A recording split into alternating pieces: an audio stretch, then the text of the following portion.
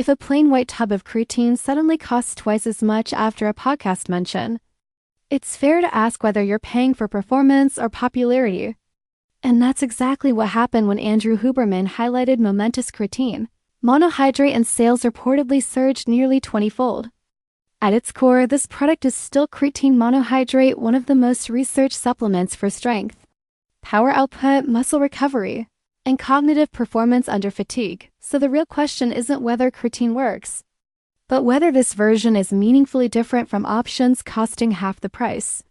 Momentous uses Creepier, a German-manufactured creatine known for strict purity standards and traceability, which contrasts with many low-cost alternatives sourced from large industrial suppliers in China.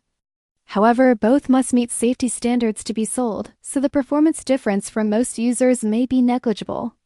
The brand emphasizes 99.8% potency testing, batch verification, and heavy metal screening, and it carries NSF certified for sports status, which matters for drug-tested athletes who require assurance against banned substances.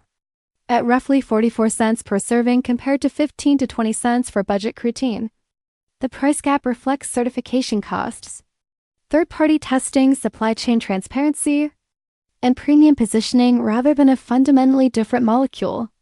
The influencer-driven growth and clean, clinical branding clearly boosted visibility, but the product itself is neither revolutionary nor deceptive. It delivers what creatine monohydrate is proven to deliver: improved strength capacity, better training volume, and potential cognitive endurance benefits, yet the decision ultimately comes down to whether verified purity, sports certification, and brand trust justify paying double for something that, chemically speaking, remains the same compound.